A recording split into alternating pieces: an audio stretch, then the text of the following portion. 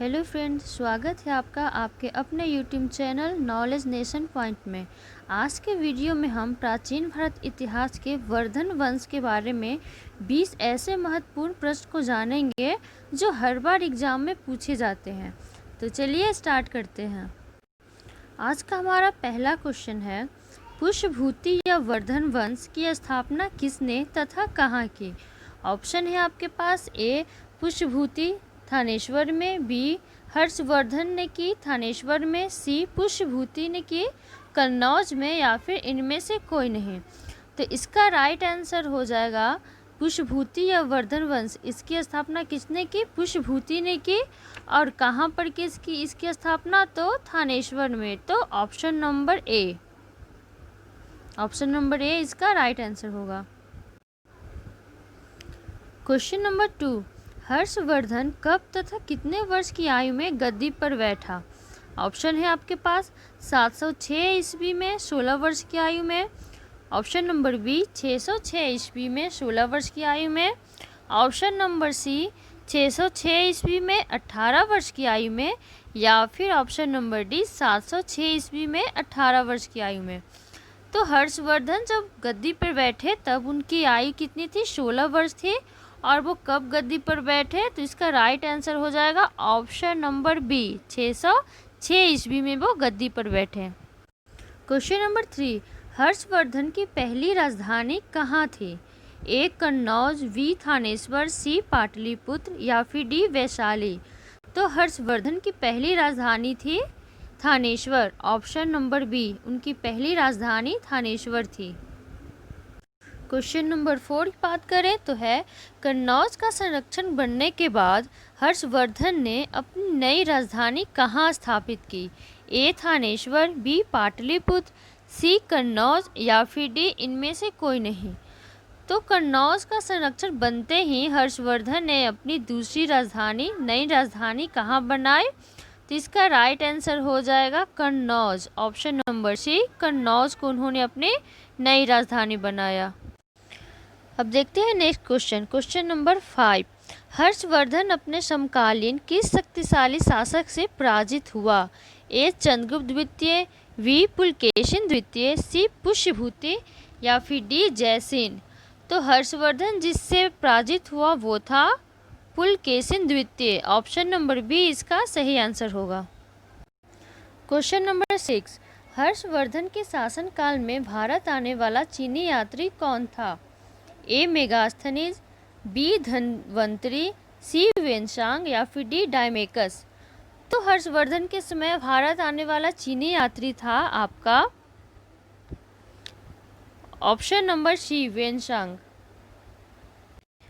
Next question देखते हैं 7 number, Harshvardhan प्रारंभ में किस धर्म का उपासक था?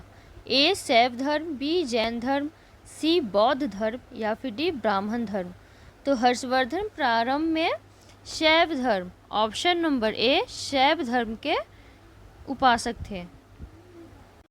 हमारा आज का क्वेश्चन नंबर 8, हर्षवर्धन ने कब तथा कहाँ प्रथम धर्म सभा का आयोजन किया था? ऑप्शन है फरवरी 643 ईस्वी थानेश्वर में, ऑप्शन नंबर बी फरवरी 643 ईस्वी कन्नौज में, ऑप्शन नंबर सी फरवरी 643 ईस्वी पाटलिपुत्र में, या फिर इनमें से कोई नहीं। तो इसका राइट आंसर हो जाएगा फरवरी 643 ईस्वी कन्नौज। ऑप्शन नंबर बी इसका सही आंसर होगा। क्वेश्चन नंबर 9, हर्षवर्धन के शासनकाल में भारत आने वाला चीनी यात्री वेनसांग ने बौद्ध धर्म का अध्ययन कहाँ किया था? ऑप्शन है ए तक्षशिला विश्वविद्यालय, बी नालंदा विश्वविद्यालय, या फिर सी इनमें से कोई नहीं। तो वेनसांग ने बौद्ध धर्म का अध्ययन कहाँ किया था? तो इसका राइट आंसर हो जाएगा नालंदा विश्वविद्यालय। Option number B. Question number 10, Harshacharita के रचयिता कौन है? विष्णु शर्मा, वानभट्ट, सी चाणक्य, या फिर डी इनमें से कोई नहीं। तो हर्षचरित्र के रचयिता हैं option number B Banabhatta. Question number 11, Vardhan वंश का 5वां और शक्तिशाली राजा कौन हुआ?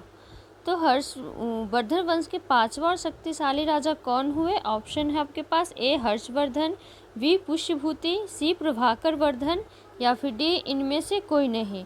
तो इसका राइट आंसर हो जाएगा आपका option number C, Prabhakar Vardhan Vardhan वंश के पांचवा और सबसे पांचवा और शक्तिशाली राजा हुए। क्वेश्चन नंबर 12, परम भट्टारक महाराजा धीराज की उपाधि किसने धारण की? ऑप्शन है ए प्रभाकर वर्धन, बी हर्षवर्धन, सी पुष्यभूति या फिर डी इनमें से कोई नहीं। तो परम भट्टारक महाराजा धीराज की उपाधि धारण करने वाले थे आपके option number A Prabhakar Vardhan. Question number 13, Prayag का मशहूर कुंभ मेला किस वर्धन शासक ने इसका शुरुआत करवाया था? ऑप्शन है ए हर्षवर्धन, बी प्रभाकर वर्धन, सी राजवर्धन या फिर डी इनमें से कोई नहीं। तो कुंभ मेला का शुरुआत करवाने वाले वर्धन शासक थे आपके option number A Harshvardhan. 14 number, Priyadarshika और रत्नावली किस शासक द्वारा रचित नाटक है?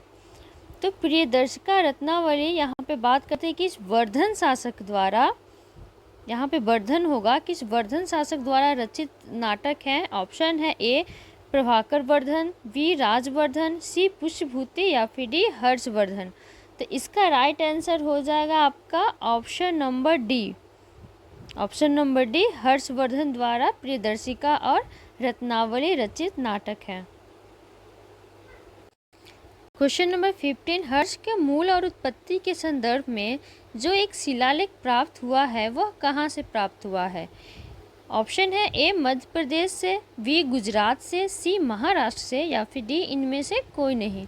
तो इसका राइट आंसर हो जाएगा आपका बी गुजरात से। गुजरात से हर्ष की उत्पत्ति और मूल के बारे में जो शिलालेख प्राप्त हुई है उसमें उनकी उत्पत्ति और मूल के बारे में सारी जानकारी मिलती है और यह शिलालेख गुजरात से प्राप्त हुई है।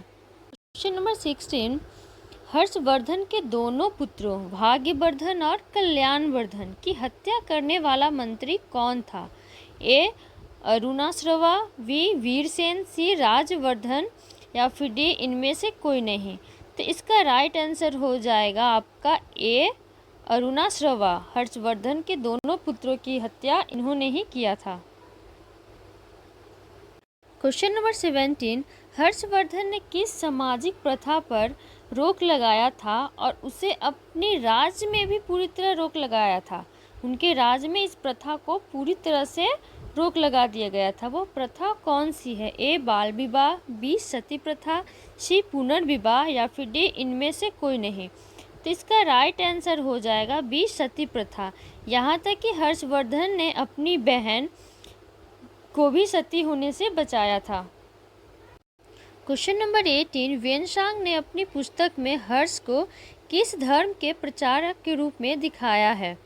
जैन धर्म, बी शैव धर्म, सी ब्राह्मण धर्म या फिर डी बौद्ध धर्म। तो वेनसांग ने हर्ष को अपनी पुस्तक में, इसका राइट आंसर हो जाएगा डी बौद्ध धर्म के प्रचारक के रूप में दिखाया है। क्वेश्चन नंबर 19, वर्धन वंश का सबसे प्रतापी एवं अंतिम राजा कौन हुआ? ए राजवर्धन, बी हर्षवर्धन, सी पुष्यभूति या फिर डी प्रभाकर वर्धन। तो वर्धन वंश का सबसे प्रतापी एवं अंतिम राजा हुआ ऑप्शन नंबर बी हर्षवर्धन। और आज का हमारा लास्ट क्वेश्चन, राजा प्रभाकर वर्धन की पुत्री एवं राजवर्धन तथा हर्षवर्धन की बहन राजश्री का विवाह कन्नौज के किस शासक से संपन्न हुआ था? इस एक क्वेश्चन में 2-3 क्वेश्चन बन सकता है।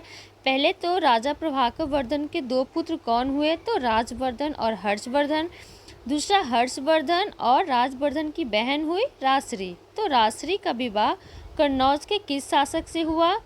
ऑप्शन है ए ग्रीववर्मन, बी पुलकेशिन द्वितीय, सी जयसेन या फिर डी कीर्तिवर्मन। तो इसका राइट आंसर है ऑप्शन नंबर ए ग्रीववर्मन।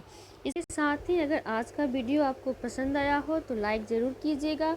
जिन्होंने सब्सक्राइब नहीं किया है तो प्लीज़ सब्सक्राइब भी कीजिएगा।